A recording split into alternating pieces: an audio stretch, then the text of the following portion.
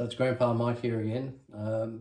I've got Squeezy in her desert enclosure in here with a background picture from the whole ranges. And we're going to just, in this episode, going to show you how to build the box, pretty much identical to this one, that is the base for this enclosure.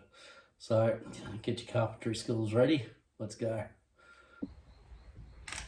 G'day, let's talk about building a box and go through a few of the decisions before we get into the actual techniques. Building a wooden box, I do them in wood, because the insulation and heat is great. It's far better than glass, and frankly I don't work glass, so you can buy a glass container. It's easy to work with, and then in terms of choice of wood, I use F17 form ply. It's a little bit heavy, but the big advantage is it's got a waterproof and slip-proof skin on the top of it, so it makes making moist enclosures much easier. The disadvantage is the weight, and it's got a water-resistant layer on top, so if you're going to glue, you have to sand that off first and then do it. I get mine from Bunnings, $70 for a sheet of 1800 by 1200, and I get them to do all the cuts for me. Later on I'll show you how to do a cut yourself, but you'd be mad not to get Bunnings to do it for you. But what is important when you're doing a build is plan it out. Yeah, think through everything and get it down on paper so that it's the equivalent of measure twice, cut once. Okay. One of the things you're going to need, you'll need some glue and a bit of particle board or masonite just to widen the step on the top and bottom brace, and that's to hold the track for the glass. And also the braces give a lot of stability to your box. When building a box, put your sides on top of the bottom and your back on top of the bottom, and then your top on top of all the rest of them. Okay, that gives you a lot of structural integrity and means that your fixings aren't carrying any load. Your next decision is what sort of fixings. Are you going to use screws? Well, the disadvantage there is if you put the box together, take it apart, put it together, take it apart, the screws and the screw holes get looser and looser. I prefer to use furniture bolts, which you can get at Bunnings, and screw inserts. And then once I've constructed the box, I can take it apart and put it back together as many times as I like, and it's really solidly put together. You'll need different kinds of marking tools. I use a marking knife a lot, or this white paint marker, which is great on the black of the form ply. Tape measure always helps. Bit of sandpaper to take off the edges. Try and plan out your work as much as possible. The first step I take when putting the box together is put the braces together, which is essentially two pieces of form ply stuck together with a sandwich of the particle board in between.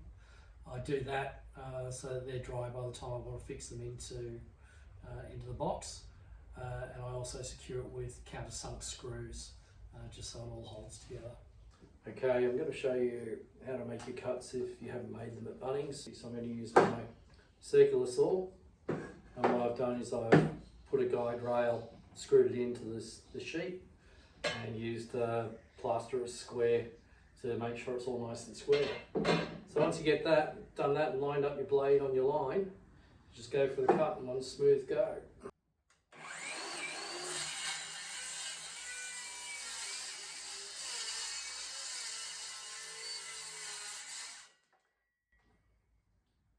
Pretty much on the line, I'm happy with that. Okay, so when I put one of the other boards on top, it's now perfectly flush, and I use the flush trim router bit with my handheld router. If you haven't got one, just use your saw and redo it till you're perfectly lined up. Now to make the brace, I've already sanded the form ply. I've clamped all the pieces together so it's nice and flush on the bottom. Put some line up marks on the bottom, and drilled my holes to screw it together from behind. Do it from behind, not in front. So now all I have to do is glue it up, screw it together, and away we go. I'm not sure you want to see that. It's pretty easy. Spread the glue, line the pieces back up together again, and screw it together.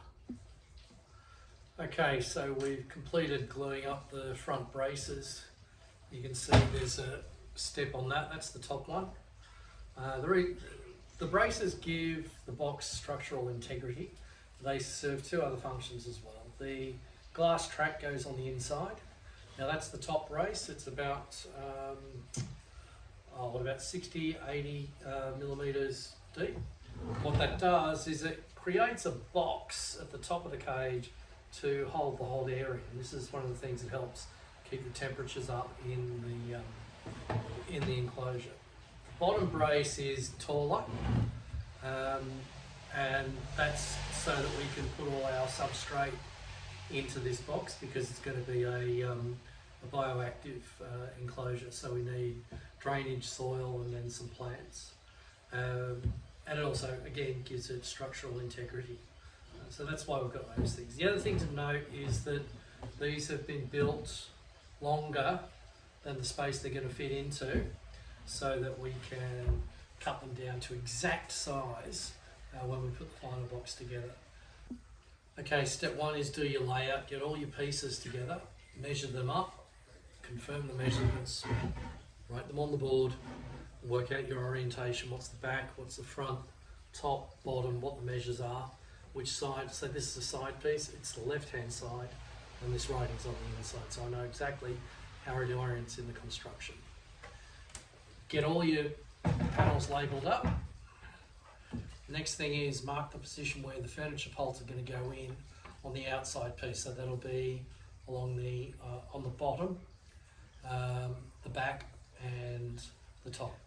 Okay, and they'll all screw into the side pieces. Okay, last thing to note is the diameter of your furniture bolt on the top is about 17 mil.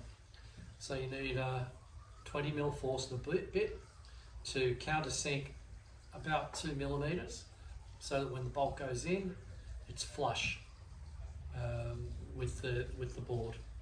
Okay, and the very first thing you'll do is do the countersink. Then you'll drill through the 6 mil hole so the bolt goes through, and then you'll mark the piece in the underneath where the insert's going to go. We'll give you a demonstration of how all that works. Okay, so I've got the outside of my back piece and I'm marking where I'm going to do the countersinks. Remembering that these furniture bolts are 60 mil long, so I want to make sure I'm not going to crash into them with the top bolts, so I just use those to position where I'm going to do my holes to avoid any crashing. So I mark those up, and then I have to start drilling. So I fix my Forstner bit into my drill, line it up near my mark, making sure the outside edge isn't going to touch the bolt, and just pull it just a scrape in from the outside edge. It's going into a 17 mil wide piece of wood, so it will be slightly off center.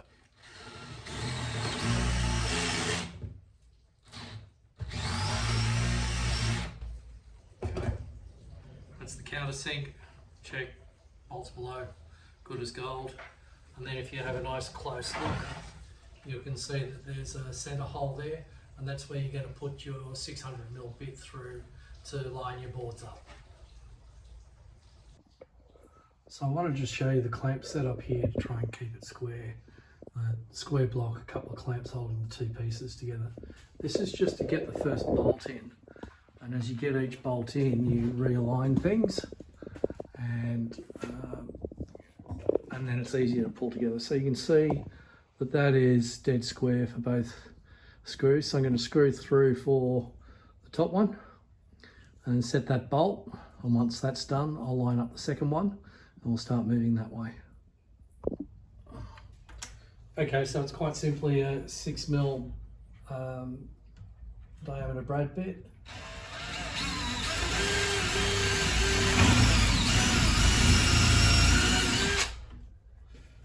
And then we'll make sure our bottom one is square as well.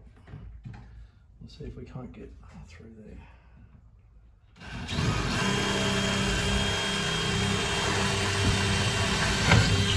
Right. And that's just to mark it, and then I'll fix it up on the other end. So next thing we're going to do is set our inserts. I'll show you how to do that.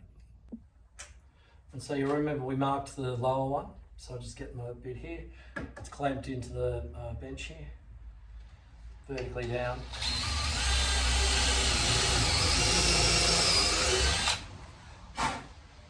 So the 6mm is to ensure that the bolt can go all the way through, so it doesn't get held up by the wood. Now we need to widen that to about an 8mm so that we can get the insert in there. Okay, that goes in with a hex head. One of the things working with a plywood, so the form ply, is that will separate if you force something into it. So I always clamp both sides of it before I drill and before I put the insert in, and that stops it from separating out and bulging. Okay, so I'm all set. I've got my 8mm bit in my drill, and I've got the hex head in the impact driver. I'll take the rubbers off the clamp, so I'm just going to clamp either side of the hole and give this an 8mm drill through the centre. Only as far as the insert's going to go. I just need to find that little insert. Here it is.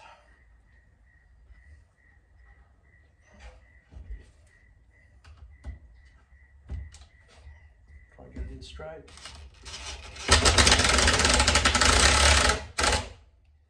Just below the edge of the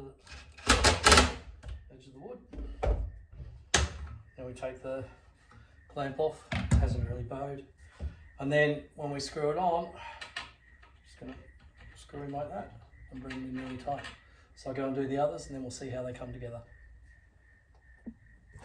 Okay, we've grabbed our furniture bolts, put them into the holes on the back piece. Just lift it up, left hand side piece, and we can line it up there. Then just give it a quick screw, holds it in place, get the other one lined up.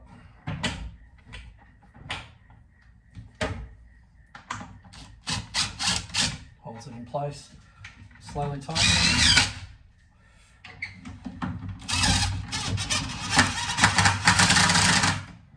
Just pull them off the edge.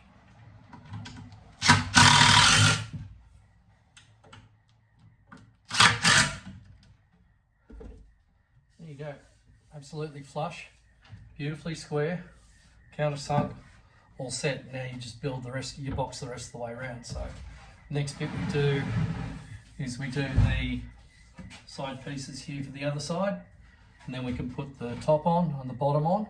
We've got the base of our box and then put the braces in. So that's essentially how you do it. We'll come back and we'll see what the finished box looks like. So just showing you, once you've got one side fixed, you can then lift the box up and balance it on the side you're going to fix next and get that all really easily lined up, top and bottom, and on the edge. Fix that, and then you can put your back on and your top on from the same side. As long as you've got a nice flat surface area, you're killing it. Okay.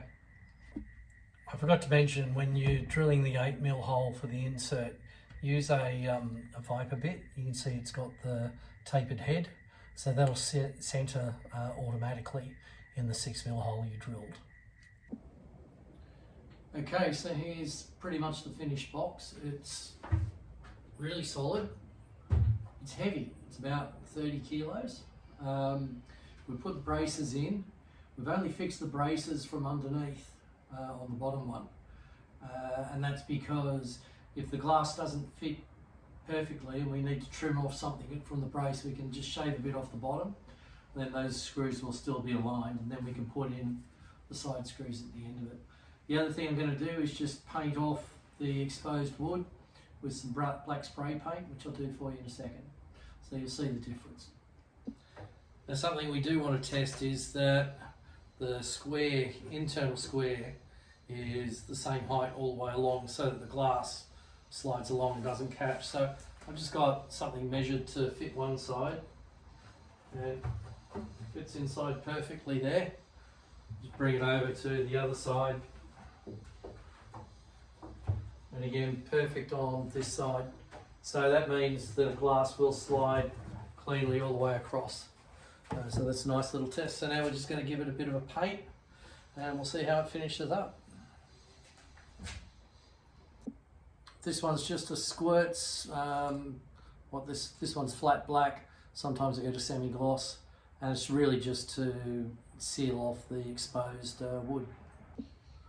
Okay, quick paint job, and it looks terrific. So the next step is to take the whole box apart and do the adjustments we need to do to the sides, the back, the bottom and the top. And we'll do a separate chapter on each of those.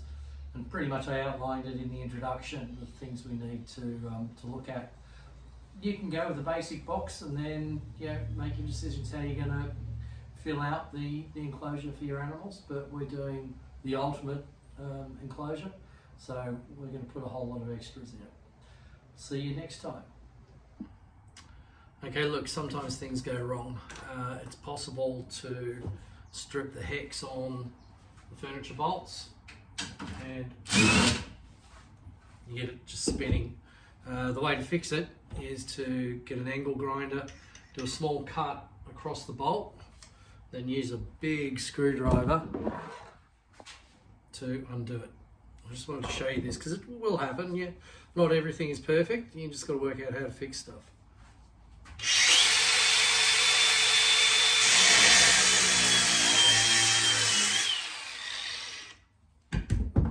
Just give it a nice cut. Get your big screwdriver in there and start undoing it. Simple as that. I'll fix that up and put a replacement bolt in. But you're going to have problems. You're going to have things that go wrong along the way. You just got to look at them and work out how to fix it. It's part of the job. Okay, the last thing to do is to take the box apart, and before you do that, try to run a white pen along each internal edge so you see where those edges finish, and that's going to help with laying the ground sheet for the waterproofing on the bottom, and it's also going to help with putting the wallpaper on the sides and the back. Anyway, let me show you what it all looks like once it's taken apart. All that work, and there she is, just taken apart. I didn't do all the lines like I advised you to, but I've traced them out there on the sides, so that's going to help me for laying the wallpaper out. And so we'll go on to the next section of the series, which will be dealing with the side panels, which are on the top of that stack. All right, catch you later.